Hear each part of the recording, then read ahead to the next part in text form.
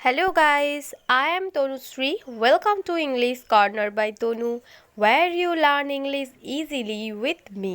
Guys আজ আমি আবারও তোমাদের জন্য এজ রিলেটেড সেন্টেন্সেস নিয়ে এসেছি। আজকের ভিডিওটা একটু অন্যরকম। দেখতেই পাচ্ছ যে age related your father's dialogue. বয়স নিয়ে প্রায় কম বেশি সবারই বাবা এরকম কথা বলেই থাকে, তাই ভিডিওটা অবশ্যই শেষ অবধি দেখো, ভীষণই ইন্টারেস্টিং হবে। আর এটা আমার এজ রিলেটেড সেন্টেন্সেসের পার্ট 2 চলছে। যারা পার্ট 1টা দেখোনি তারা অবশ্যই গিয়ে পার্ট 1টা দেখে নিও। আমি ডেসক্রিপশনে লিংক দিয়ে দেবো, অথবা আমার চ্যানেলে গিয়েও কিন্তু তোমরা দেখতে পারো। তাহলে চলো প্রথম সেন্টেন্সটা দেখে নিই। যে তোমার বয়সে আমি অনেক কিছু করে নিয়েছিলাম। I had achieved a lot at your age. I had achieved a lot at your age. 15 বছর বয়সে, at the age of 15, at the age of 15, অথবা এটা বলতে পারো at 15 years of age, at 15 years of age. Next দেখো, 20 বছর বয়সে আমার বিয়ে হয়ে গিয়েছিল। I got married at the age of 20. I got married at the age of 20. অথবা এটাও বলতে পারো I got married at 20 years of age. I got married at 20 years of age. Next দেখো, তোমার বয়সে আমার দুটো বাচ্চা হয়ে গিয়েছিল। I had got 2 children at your age. I had got 2 children at your age. Rohit 13 বছর বয়সে বাড়ি ছেড়েছিল, মানে বাড়ি থেকে চলে গিয়েছিল। Rohit left home at the age of 13. Rohit left home at the age of 13, অথবা এটাও হবে Rohit left home at 13 years of age. Rohit left home at 13 years of age. রোহিতের কম বয়সেই মৃত্যু হয়ে গিয়েছিল। Rohit died at an early age. Rohit died at an early age. 20 বছর বয়সে আমার নিজের গাড়ি ছিল। By the age of 20 I had my own car. By the age of 20 I had my own car. তুমি যখন আমার বয়সী হবে তখন বুঝবে আমি কি বলতে চাইছি। When you get to be my age, you will understand what I mean. When you get to be my age, you will understand what I mean. Next দেখো, তার বয়স বোঝা যাচ্ছে। He is starting to show her age. He is starting to show her age or look her age. Okay, next দেখো, প্রিয়া বয়স অনুযায়ী অনেক বুঝদার। Priya is very mature for her age. Priya is very mature for her age. রোহিতকে বয়সের তুলনায় ছোট দেখায়। Rohit looks young for his age. Rohit looks young for his age.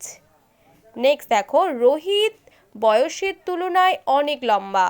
Rohit is very tall for his age.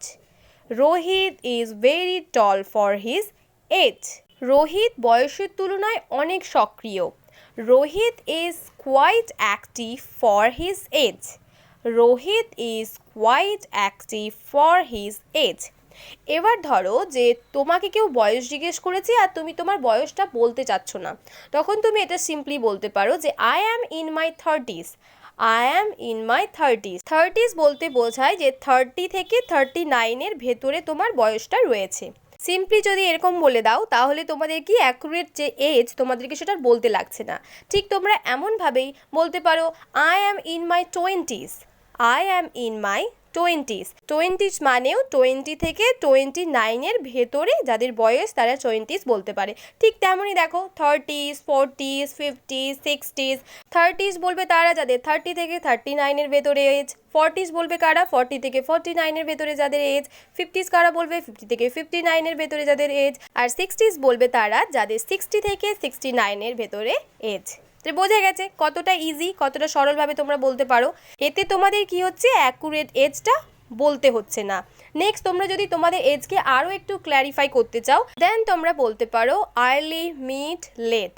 Early 30s, mid 30s, late 30s, early 40s, mid 40s, late 40s, early 50s, mid 50s, late 50s, early 60s, mid 60s, late 60s। এবারে হয়তো তোমাদের প্রশ্ন আসতেই পারে যে early mid লেটটা কি। Early mid লেটটা হচ্ছে 40, 41, 42, 43, 40 থেকে 43 পর্যন্ত এজদের আমরা আর্লি এজ বলবো। যেমন I am in my early 40s, I am in my early 40s। আবার দেখো 44, 45, 46 এটা হচ্ছে মিড 40s। যেমন I am in my mid 40s, I am in my mid 40s। ঠিক তেমনই যখন তোমার 47, 48, 49 হয়ে যাবে তখন তোমরা এটাকে বলতে পারো late 40s, I am in my late 40s, I am in my late 40s। তোমরা ঠিক এই সেম প্যাটার্নে তোমরা 50কেও ইউজ করতে পারো, 60কেও বলতে পারো, 70কেও বলতে পারো, যার যেটা এজ সে কিন্তু এইভাবেও বলতে পারো। তাহলে বোঝা গেছে কতটা ইজি। এবার দেখো এটা খেয়াল রাখবে যে আই অ্যাম ইন মাই 40sই যেন বলো, তোমরা যেন এটা না বলে ফেলো যে আই অ্যাম ইন 40s, কারণ এটা ভুল। কি বলবে?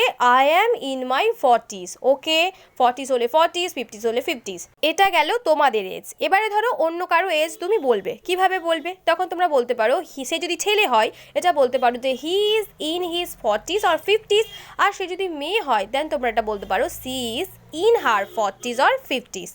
ইজ ভীষণই ইজি, খুব সহজে আশা করি বুঝতে পারছো। এরপরে দেখো আমি 30-এর মধ্যে, বা আমরা বলি না যে আমার বয়স 30-এর মধ্যে, সেটা তোমরা বলতে পারো I am under 30, I am under 30, অথবা এটা বলতে পারো I am below the age of 30s, I am below the age of 30s।